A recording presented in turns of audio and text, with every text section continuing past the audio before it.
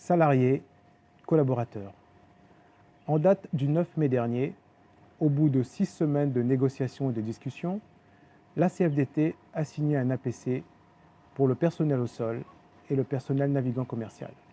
Rappelons que cet APC est conditionné sous 2 garanties, à savoir à l'entreprise de ne pas avoir recours à un licenciement économique collectif et également d'un PSE, plan de sauvegarde de l'emploi durant la durée du dit accord, à savoir 2 ans, mais également à ne pas dénoncer l'ensemble des accords qui courent actuellement au sein de l'entreprise. Afin de vous apporter un éclairage et quelques éléments de compréhension, je souhaite revenir sur une séquence, un moment clé qui a conduit à la signature de cet APC.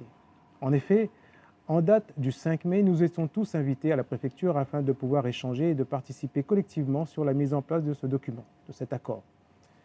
Était présent au cours de la table des négociations le préfet, qui avait lui un rôle d'arbitrage, un rôle de médiateur, l'administratif judiciaire qui, elle, avait un rôle tout simplement de pouvoir répondre à nos questions et d'être factuel sur les principes, les actionnaires privés et publics, le directoire et bien entendu l'ensemble des organisations syndicales présentes dans l'entreprise. Nous avons pu, au cours de cette séance de travail, aborder toutes sortes de thématiques, toutes sortes de discussions, toutes sortes de réflexions qui ont permis, au fil de l'eau, à aboutir à des résultats.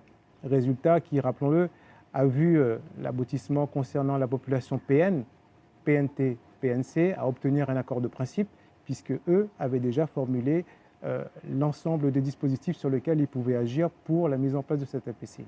Or, comme vous comprendrez, l'ensemble de la population du personnel au sol, nous étions toujours dans cette envie de rechercher un impact minime pour l'ensemble de la population du personnel au sol.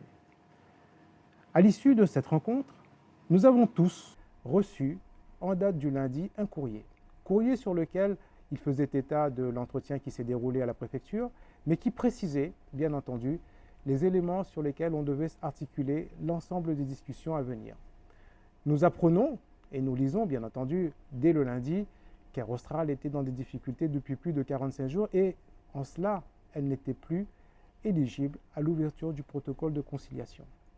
Nous apprenons également qu'à date, sous 48 heures, c'est-à-dire à partir de mercredi, Air Austral, en tout cas l'administratif judiciaire, devait écrire au directeur et aux actionnaires afin qu'ils puissent se rendre au tribunal de commerce et mettre l'entreprise en cessation de paiement.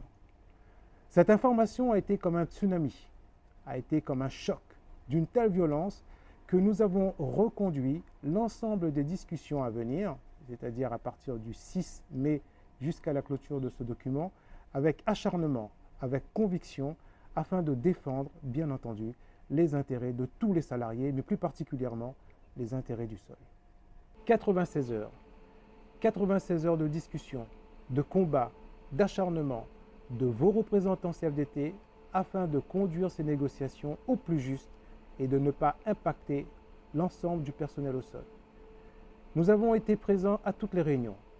Nous avons challengé, nous avons cherché des compromis, nous avons demandé des vérifications, évalué, faire bouger des curseurs.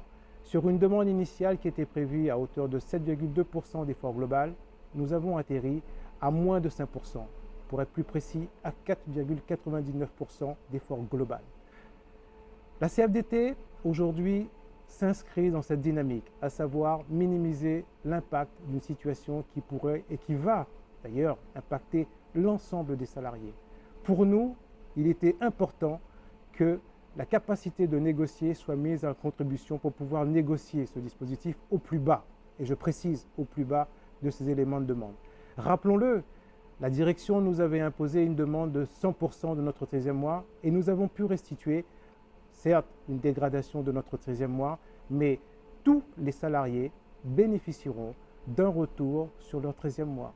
Nous avons pu retirer dans ce dispositif l'évolution concernant l'ancienneté. Celui-ci permettra à tout salarié de voir évoluer son ancienneté dans l'entreprise. Effectivement, la prime COSPAR fait partie de ce dispositif et on regrette malheureusement qu'il soit impacté à travers celui-ci. Certains de nos collaborateurs se verront sanctionnés d'un montant qui pourra être regardé au plus juste, à savoir s'il est besoin ou pas de pouvoir maintenir ce dispositif en propre. Une chose est sûre, c'est que nous avons été présents et nous avons pu bénéficier jusqu'au dernier jour de négociation avec l'entreprise à un effort de 470 000 € qui sera remis de la part des actionnaires. La CFDT se félicite de cet effort et a permis aux salariés qui sont dans la fourchette des 3 500 à 4 500 € de bénéficier d'un retour sur le 13e mois qui sera beaucoup plus favorable, ce qui n'était prévu à la base.